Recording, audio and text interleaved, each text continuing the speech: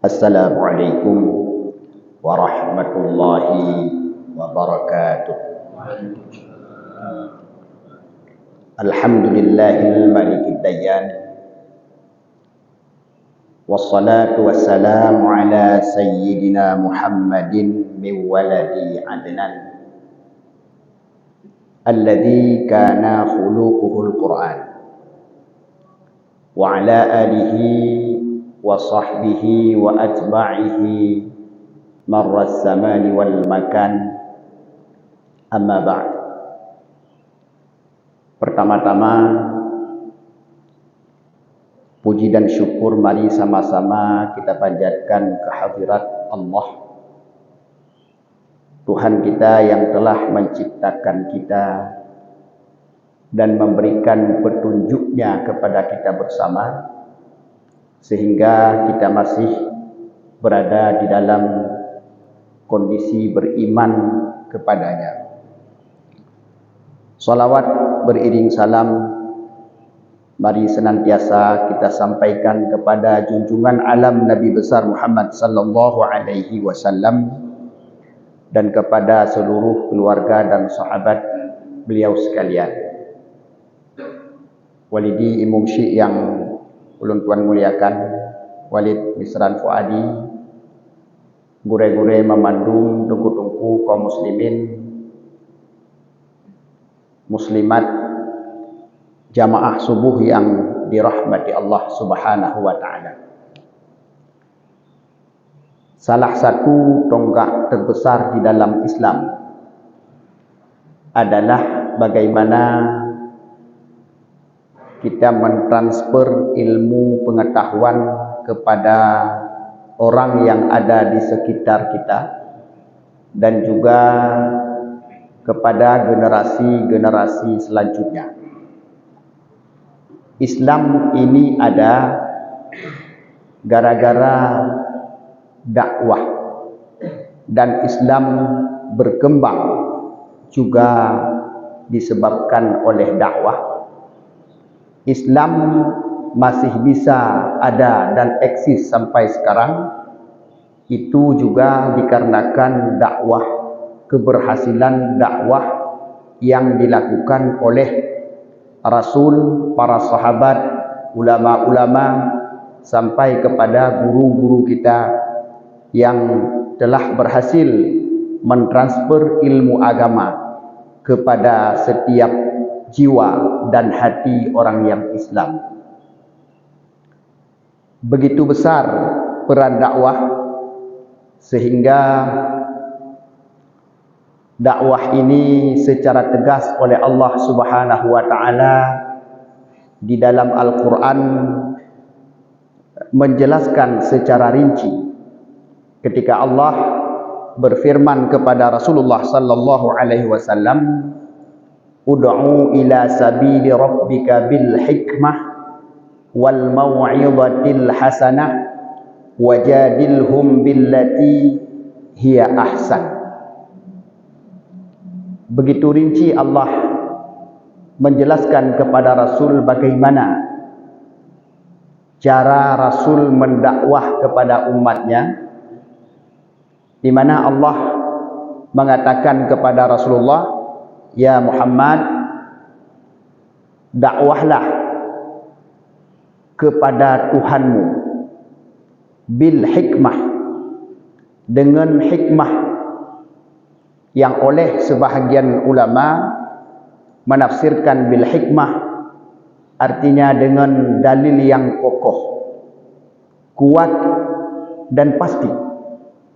Dan yang kedua, wal mau'izatil hasanah, dengan nasihat-nasihat yang baik, pendekatan-pendekatan yang mudah dicerna dan menyentuh hati pendengar. Wajadilhum billati hiya ahsan. Dan yang ketiga, Allah menerangkan kepada Rasulullah, hai Muhammad, bantah, debat orang-orang yang tidak mau percaya, tapi dengan menggunakan jalan yang terbaik. 3 tahapan yang diajarkan oleh Allah kepada Rasulullah sallallahu alaihi wasallam, dan juga secara tidak langsung Allah telah memerintahkan pula hal tersebut kepada kita bersama, bahawa di dalam dakwah yang kita sampaikan harus mengikuti 3 metode yang sudah dijelaskan oleh Allah. Karena secara umum manusia ada 3 tingkatan. Yang pertama adalah tingkatan orang yang sangat cerdas. Mereka ketika kita dakwahi tidak akan puas dan tidak bisa menerima kecuali kita mampu meyakinkan mereka dengan dalil-dalil yang kuat. Maka dakwahlah kepada orang tersebut dengan menggunakan dalil-dalil yang pasti sehingga dapat memadamkan api yang ada di dalam hati mereka itu. Dan itulah yang dilakukan oleh Rasulullah sallallahu alaihi wasallam ketika mulai Rasulullah berdakwah sejak di Mekah. Sehingga setiap orang yang mendengar dakwah Rasulullah sallallahu alaihi wasallam, semua mereka itu terpuaskan secara ilmu pengetahuan dan terpuaskan secara batin dan kenyamanan di dalam hati. Maka beta sangka ditanya bahawa orang-orang yang tidak menerima dakwah Rasul itu karena Rasul tidak berhasil menyampaikan dakwahnya.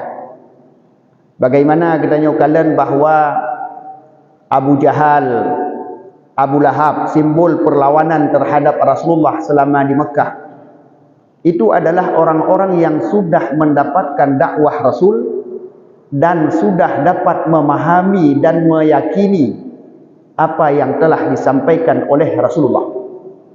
Tetapi hidayah yang tidak mereka peroleh, sehingga walaupun dakwah Rasulullah yang sangat pasti, sangat kuat sudah mereka terima, tetaplah mereka akan mencoba menolak di daripada hati mereka itu. Abu Jahal bukan orang bodoh, kenurung bangai cara bodoh. Paham Rasulullah adalah pendakwah yang paling ulung, sehingga bagaimanapun karakter manusia, pasti Rasulullah bisa memberikan ilmu pengetahuan. Tapi yang membuat Abu Jahal tidak beriman adalah penyakit inat yang ada di dalam hatinya. Dia tidak bisa menerima kebenaran ketika kebenaran itu datang dari orang yang dianggap lebih rendah dari dirinya. Maka hatinya akan tertutup untuk mau menerima, bukan tidak paham. Karena dakwah Rasulullah itu adalah dakwah yang paling sempurna. Terus minta oleh Rasulullah lama teurung mereka pegang. Sehingga tidak ada seorang pun yang mendengar kata-kata Rasulullah kecuali mereka akan paham dan puas. Maka tengok kalian, Abu Jahal ketika merendahkan Rasulullah tidak pernah mengatakan hanam dan depu pegang. Tidak. Tapi selalu yang mereka sampaikan adalah masalah mereka merasa tidak layak untuk mengikuti anak yang baru besar. Anak miat baru besar, putai ikut. Hana yang pegah, hana depu, hana mandum paham. Tidak ada dakwah yang paling sempurna kecuali dakwah yang disampaikan oleh Rasulullah. Ketika Rasulullah menyampaikan dakwahnya tentang tauhid, terlebih-lebih ketika beliau masih di kota Mekah, itu semuanya dibuktikan oleh Rasulullah dengan sesuatu yang dapat menenteramkan hati semua orang, dengan dalil-dalil yang sangat kuat sekali. Dan Rasulullah adalah orang yang paling cerdas, sehingga beliau dapat memahami dengan siapa beliau sedang berbicara. Rasul sebelum nepegah sesuatu ke umat, lebih dile gitu, tiban kondisi umatnya merempak dengan si A, maka Rasul sudah menganalisa kadar kemampuannya, dan apa yang menjadi keluh kesah di dalam hatinya. Sehingga ketika dia bertanya ataupun ketika Rasul mendakwah, langsung kenang hati. Rasul orang yang paling cerdas, cerdik sekali. Tunggu-tunggu kaum muslimin yang dirahmati Allah. Kemudian dakwah yang katanya maksud di sini adalah memberikan ilmu pengetahuan kepada orang lain. Kan dakwah dalam arti lagi yang sesempit yang katanya pahami jino, benar mimbar, benar mikrofon, yang baru dakwah. Sehingga tanya merasa yang hana ta'i atau mimbar, hana tamat mikrofon di hadapan ramai orang, maka tidak berdakwah. Dakwah itu adalah upaya mentransfer ilmu, itu dakwah. Gedanya agam tak transfer ilmu ke perumoh dan anak, itu dakwah. Perumoh tanya mentransfer ilmu kepada anak tanya, karena ibu disebutkan oleh Rasulullah sebagai madrasatul ula. Sekolah pertama seorang anak ada pada ibunya. Maka oleh karenanya nasabah pemikiran yang agak sesat dalam kebanyakan gedanyo, yaitu danyo menyana anak inang merasa tak perlu memberikan ilmu agama terlalu banyak. Bahkan ilmu-ilmu lain pun mungkin terasa kepu letak, karena urinang tetap bak dapu, tinggal ke dapu saja. Ya, bak dapu. Padahal penentuan keberhasilan sebuah generasi selalu dimulai daripada seorang perempuan. Menyaurinang yang jid kemak tidak memiliki ilmu yang mapan, maka bagaimana anak kita akan berhasil ke depan? Menyapurmoh tanya kan orang yang mampu, yang memiliki ilmu pengetahuan yang memadai, maka mungkin generasi-generasi yang akan datang adalah orang yang kurang memahami akan agama. Tanya merasa bandum-bandum anak agam, menyakam merempuk anak agam yang kapah, menyagalau mana inang sagai tanya lengon padimboh senya sekian padimboh agam hana nyan meri ia muka terus. Padahal Rasulullah sallallahu alaihi wasallam sangat memuji anak perempuan dan sangat menyayanginya. Berikan ilmu ke anak inang dengan ilmu yang cukup, karena dia adalah sekolah pertama bagi anak-anak. Bahkan di masa mereka dewasa pun akan lebih banyak berhubungan dengan ibunya, dengan mak. Maka itanya yang memiliki anak inang, berikan ilmu agama, berikan ketauhidan yang cukup, berikan cara ibadah mereka yang cukup, dan semua kebutuhan ilmu agama berikan, karena yang sangat menentukan. Baik dah pegah bahawa anak inang keput letak ilmu yang nabak dapu.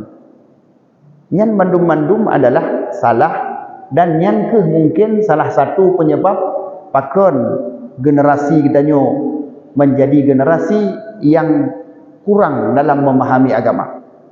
Karena tanya meremehkan peran seorang ibu di dalam mendidik anak-anaknya. Ya, kata bi ilmu agama kan sekilas saja. Sehingga droi hanatat mufhum agama, maka waktu pegah ba anak pun tidak merasa penting ke agama. Kitanya lalu dari bengah sampai seput gaduh saja rata tempat nak tanya. Anak tanya tinggal saja mak tidak punya ilmu pengetahuan.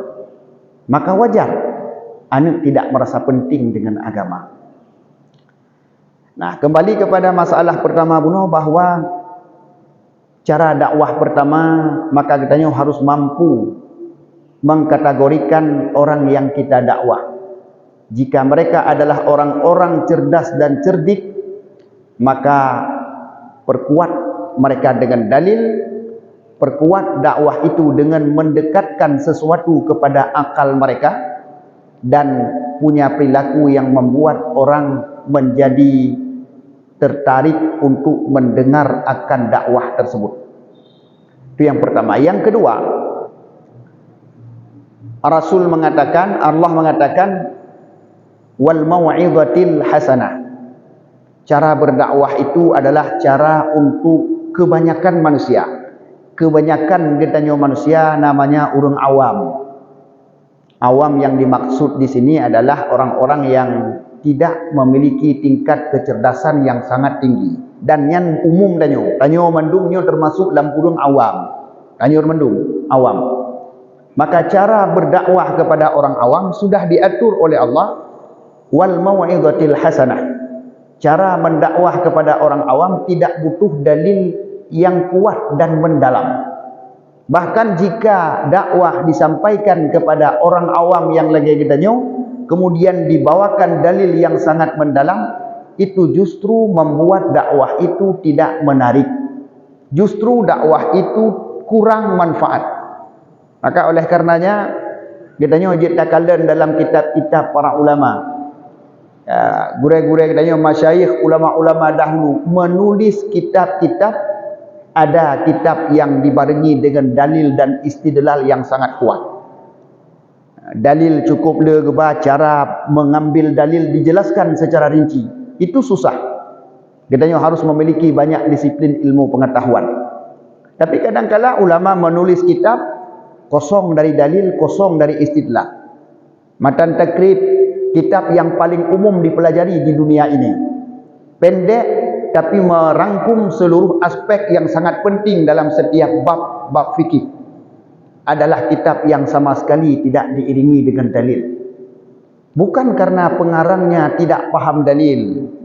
Kan urung tulis kitab yang hana mufhum. Kan, tapi bullshit.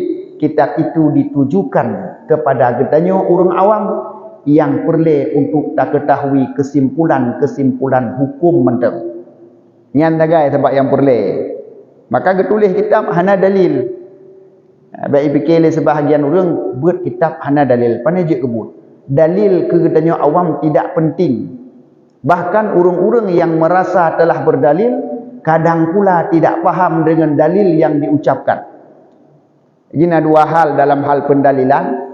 Yang pertama dalil, yang kedua istidlal. Tidak berguna sebuah dalil kalau tidak paham istidlal.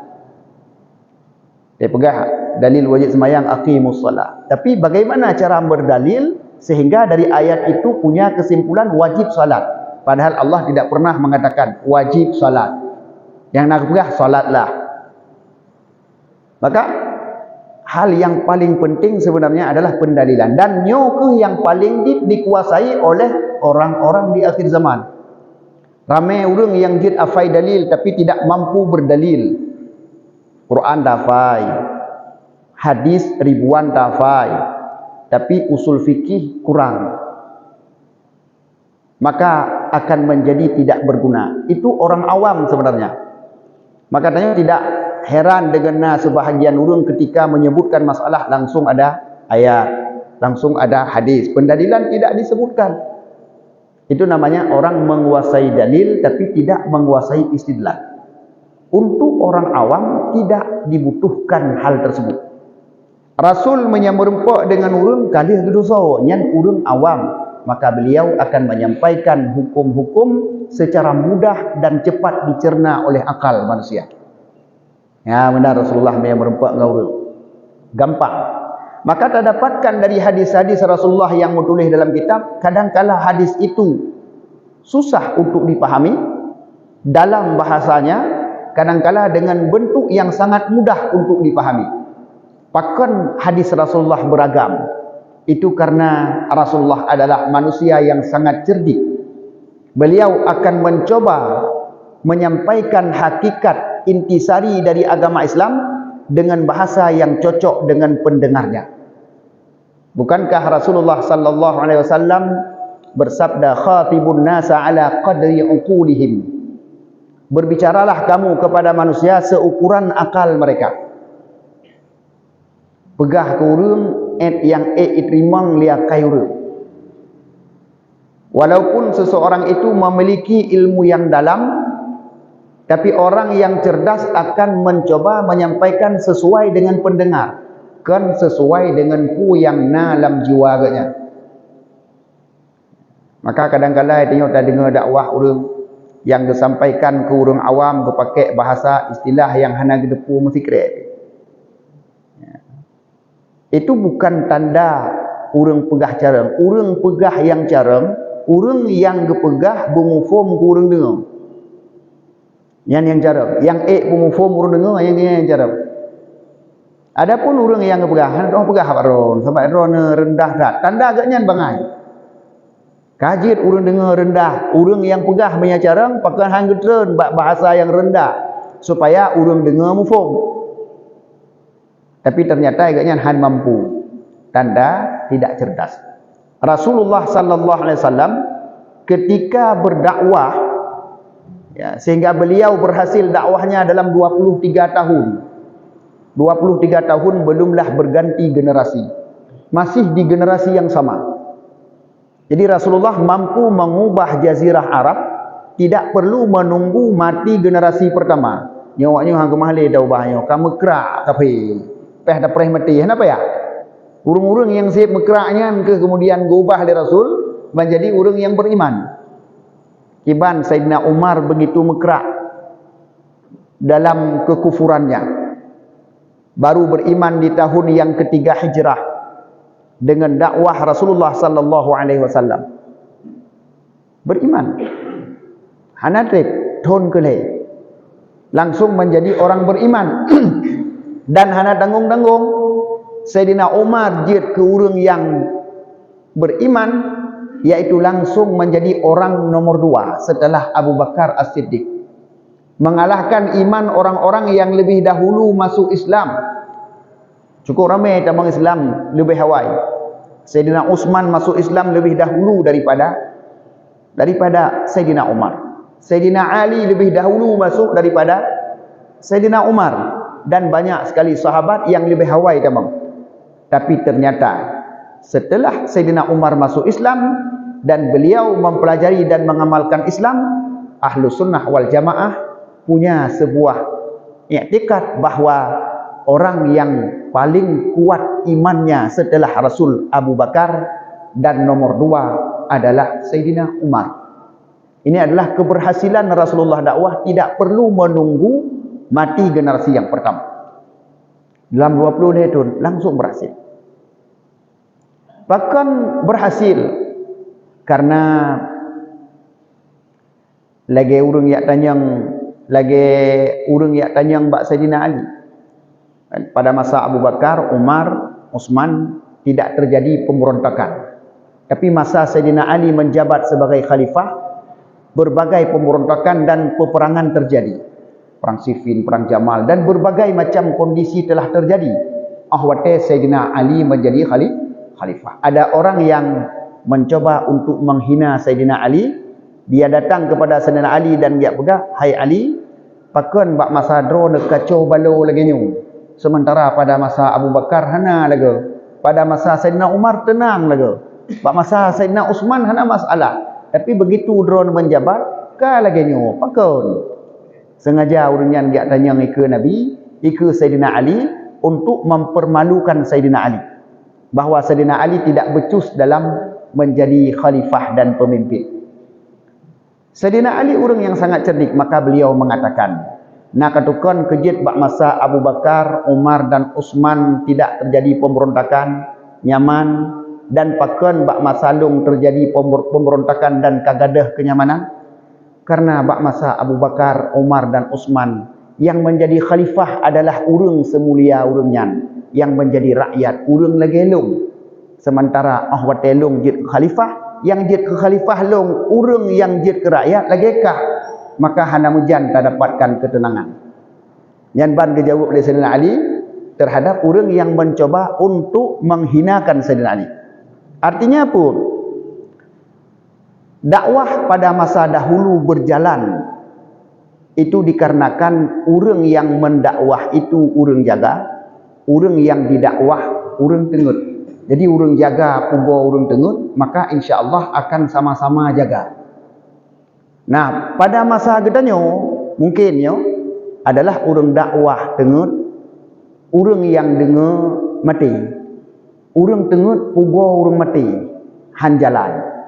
Dan akan terus pada satu saat di akhir zaman, urang dakwah mati, urang dengar yang tengut, berat urang pegah dengan urang dengar. Tanya baca dalam tanda-tanda kiamat disebutkan ini. Salah satu tanda kiamat adalah bahawa yang berdakwah yang ada di atas mimbar adalah juhala. Urung-urung mengai mandum. Urung-urung jarang halagot li. Karena masyarakat tidak lagi membutuhkan ilmu. Yang terfikir oleh masyarakat adalah seni, kesenangan undang. Kita dengar dakwah bersenang dah. Pokoknya abah buat data meto. Kem dah saja, yang getap puh tu. Hana rugo tajak abah dakwah berkelamba, ceramah dan berehat. Hantu mekem, hantu meim, kem dah saja. Maka oleh karenanya di akhir zaman orang yang di atas mimbar adalah orang bodoh. Justru yang akan mendengar, yang akan menjadi pendengar orang-orang yang alim. Sangat disayangkan. Tapi apakah masanya katruh buat masa kita nyo atau belum? Wallahu alam. Tapi danyo mandu mungkin kita punyum-punyum tanda kiamat sudah mendekati danyo. Tanda kiamat sudah mendekati. Dakwah, ceramah, barang kapu manteng yang didahulukan bukan lagi yang berilmu. Kan lagi yang bisa mentransfer ilmu pengetahuan kepada orang yang dengar. Yang penting pun nyaman orang dengar. Nyaman dalam arti mangat bak dengar. Na seni bak gepegak, kajit. Walaupun naso gepegak ada sort ina. Waktu kita simpulkan leh gepegak haba 2 jam yang ramah sama urgam. Padahal adanya kita pegah dalam 5 menit bahawa pulan kajit Tapi danya untuk mendapatkan ilmu yang sedikit harus membuang waktu berjam-jam. Bahkan kan sandah so adrasi kamenan bergeser dari urang dakwah yang harusnya jaga, urang dengar yang harusnya tengut, kamu balik urang dakwah yang mati, urang dengar yang tengut. Berat bangai urang pegah dengan urang dengar. Maka oleh karenanya Rasulullah sallallahu alaihi wasallam dalam tahapan yang kedua berdakwah dengan mau'izatil hasanah, memberikan nasihat-nasihat yang mudah dicerna oleh akal, memberikan nasihat-nasihat yang dapat menyentuh hati tanpa dalil yang kuat. Itu adalah umum dakwah Rasulullah sallallahu alaihi wasallam. Karena memang manusia terbanyak, itulah model yang kedua yang paling banyak. Walaupun di akhir zaman orang yang sok-sok berada di tahapan yang panjang, merasa seolah-olah tidak puas kecuali dengan ada dalil yang kuat. Waktu disebutkan dalil yang kuat, mereka tidak paham pula. Yang kelima, dakwah Rasulullah itu adalah wajadilhum billati hiya ahsan.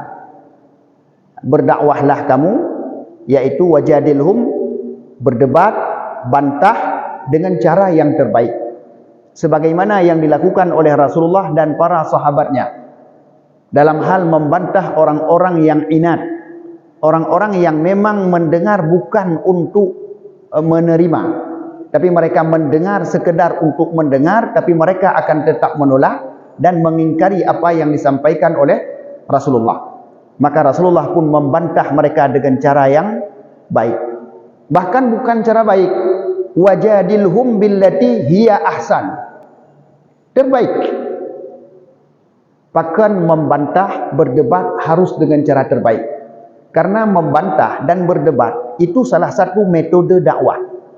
Tujuan yang paling utama dari membantah itu adalah menyampaikan kebenaran, mengharapkan lahirnya kebenaran.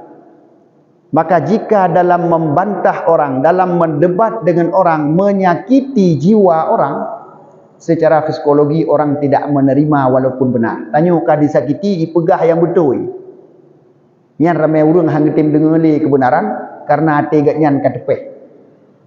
Maka oleh karenanya Rasulullah mengajarkan kepada gedanya umat bagaimana Rasulullah berdebat, berbantah-bantahan dengan urung-urung yang tidak percaya, tapi Rasul tetap mendahulukan akhlak dan sabar. Jika beliau berhadapan dengan orang bodoh yang sok pandai, lagi kepegahan Allah, wa'arid anil jahilin, ngurung bangai, bek kaput timang, bek kaput sabai lembui, pegah ubi perle, kemudian berangkat. Pakon, mereka orang bodoh. Jika berhadapan dengan orang yang ingin menyakiti, Rasulullah akan membalas dengan kebajikan. Pakon, hal yang paling penting adalah baik gadah tujuan. Berbantah bukan mencari musuh. Tapi membantah orang lain itu adalah sebagai metode dakwah yang terakhir. Maka Rasul mengingat dan melihat kepada tingkatan orang yang dengar, Rasul berdakwah dengan 3 metode. Selain daripada metode-metodenya, Rasulullah melakukan adab-adab dakwah yang sangat banyak, sehingga beliau menjadi berhasil di dalam dakwahnya. Tengok lagi yang sih, kerana dakwah mana ada pegahan mucih na mimbar. Tengok nana. Salah satu daripada kelebihan Rasulullah sallallahu alaihi wasallam tidak memberikan dakwahnya, nasihatnya, pelajaran ilmu agama kepada sahabat ketika Rasul melihat mereka sedang agak bosan. Ininya segera tidak dakwah, tidak ceramah, tidak sembut, hanya urusan dengan urusan dengan roh, demi tinggal mangat berde, hanya piu-piu benar. Masalah urang dengar bosan, padahal ketika mereka sudah bosan, mereka tidak mendapatkan ilmu. Makanya Ibnu Mas'ud mengatakan, kana Nabi sallallahu alaihi wasallam yatakhawwalna anil mau'izah al-ayyam khafatas sam. Rasulullah sallallahu alaihi wasallam gepu kosong, kadang waktu merempak sebahagian sahabat dengan keprehnya untuk mungkin nak ilmu baru kepada Rasulullah. Rasulullah justru gepegah hal-hal biasa. Nya bak tanya ini pegah masalah jak ulang, pegah masalah je. Pakon. Karena Rasul adalah orang yang sangat pandai melihat kondisi orang yang berdakwah. Mereka bosan, Rasul tidak menyampaikan. Nyan akhlak Rasulullah. Dan beliau tidak pernah memberikan ilmu secara menumpuk. Le nyojih, sila je mana? Rasulullah baca-baca. Itu adalah metode dakwah Rasulullah sallallahu alaihi wasallam, sehingga apa yang disampaikan oleh Rasulullah kepada sahabat tidak ada yang terbuang. Hana yang terbuang. Pading krek geputubit kata-kata Rasulullah, hana yang terbuang, mandum na manfaat dan mandum terus lemati urang. Karena Rasulullah pandai melihat kondisi urang yang tidak wahinya. Itu adalah metode daripada Rasulullah sallallahu alaihi wasallam. Maka oleh karenanya getanyo sebagai umat yang ditinggalkan oleh Rasulullah telah berada di akhir zaman, kondisi negro yang sangat rusak, pemikiran masyarakat yang sangat kacau. Maka getanyo sebenarnya sangat dibutuhkan untuk kembali kepada metode-metode Rasulullah di dalam berdakwah, sehingga generasi-generasi danyo yang akan datang menjadi generasi-generasi yang mendapatkan ilmu secara sempurna. Berdakwah bukan untuk draw danyo. Allah mengatakan ud'u ila sabili rabbik. Berdakwahlah kamu kepada jalan Tuhanmu. Yang penting urang menuju jalan Tuhan. Kan demi kepentingan pribadi urang dakwah. Dia tak dakwah kan ngak ramai penggemar. Itanya tak semua buat kan ngak ramai urang buat, sehingga mi ramai urang buat tanya semangat, mi adit urang buat lape. Bandai urang buat 12 ro. Hana semangat. Tanda, salah satu tanda keikhlasan masih sangat kurang. Semangat mantang tergantung bak ramai urang. Mantang urang. Makanya hanjalan. Makanya itanya padahal tugas tanya tidak membalikkan orang dari jahiliyah kepada Islam. Yang tak dakwah orang Islam. Tapi tidak berhasil. Nabi gedakwah orang hana Islam. Bahkan punya akidah yang sudah menyimpang dari Islam. Tapi mampu membalikkan keadaan dalam 23 tahun. Pakon mandum-mandum karena kurang perhatian tanya kepada metode yang diajarkan dan diamalkan oleh Rasulullah yang sudah disebutkan oleh Allah Subhanahu wa taala di dalam Al-Qur'an. Tuan fikir lagi mantam yang dapat tuan sampaikan. Mohon maaf atas segala kekurangan. Wallahul muwaffiqu ila aqwamit thariq. Assalamualaikum warahmatullahi wabarakatuh.